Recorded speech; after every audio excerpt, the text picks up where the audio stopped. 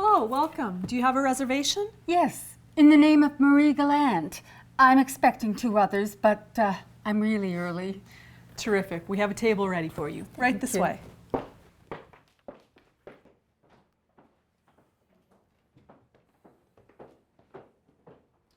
So, are you ready to order? Just another minute, please. Put that phone down, you ugly bitch. And look at me when I'm talking to you.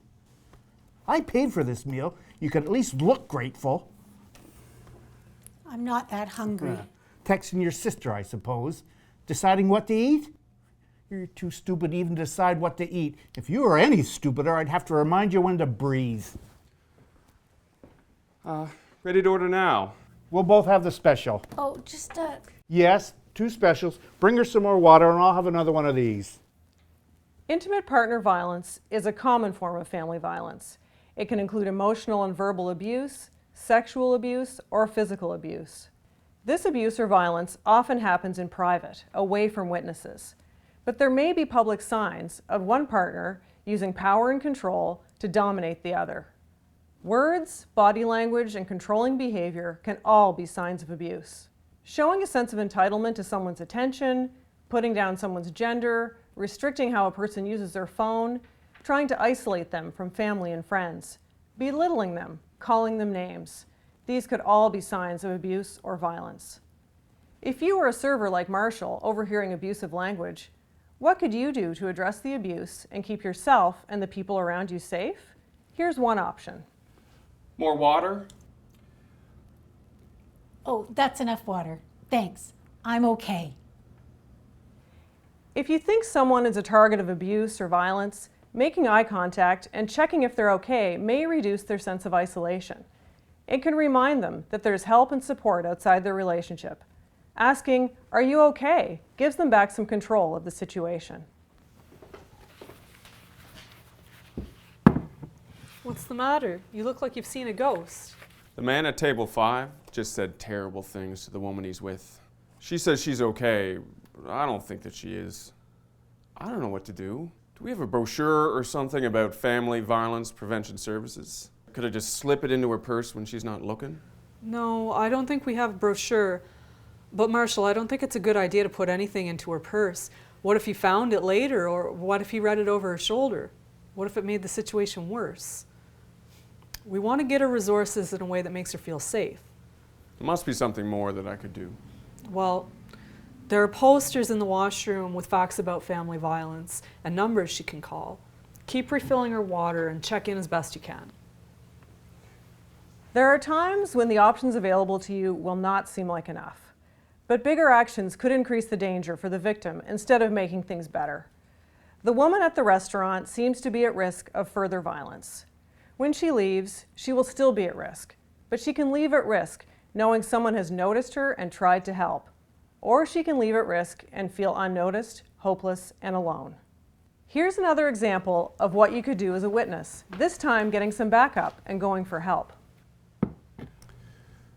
The man at table 5 just said some really terrible things to the woman he's with. I heard him call her stupid and ugly and a bitch. It was awful. I felt so uncomfortable. To me, that sounded like abuse. Well, thank you for telling me right away. This is a family business and we can't accept that kind of language here. What do you think we should do? Man, we're really going to have to talk about what to do in these kinds of situations. We'll both talk to Family Violence Prevention Services after this is all sorted out and learn more about what we can do. I'll talk to the man at table 5 right now. Please keep an eye on me, and if he reacts badly or the situation starts to get out of hand, be ready to call 911.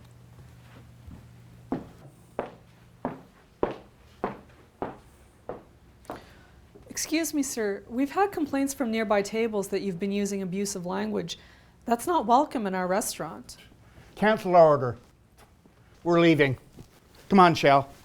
Tell them we're not coming back.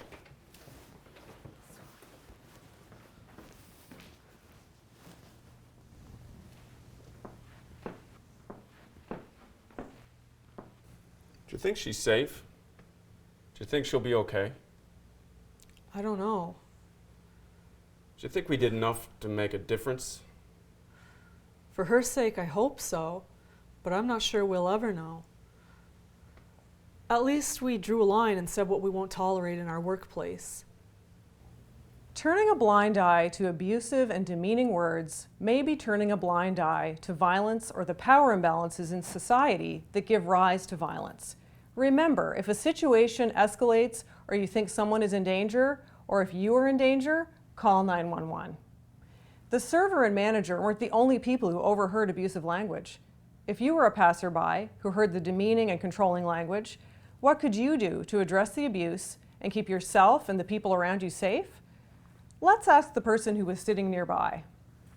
Excuse me, I know you heard what happened at the next table. What's your take? What that man was saying to the woman he was with, well, I wouldn't say such mean things to my dog. I was disgusted. Well, I went to the cache to tell them what had happened. I left my name and number in case they needed a formal witness. I only wish it were illegal to use such abusive language. I would have called the police in a heartbeat. That poor woman. I'm so glad the manager spoke to that man and made him leave. Well, something had to be done. But I will definitely be coming back to this restaurant if that's the way they treat jerks like that guy. When you witness family violence, there is almost always something you can do to help. A small action might be all it takes. Recognize signs of violence and abuse. Consider what you can safely do. Reach out for help from community resources like Family Violence Prevention Services. Make it your business to prevent family violence.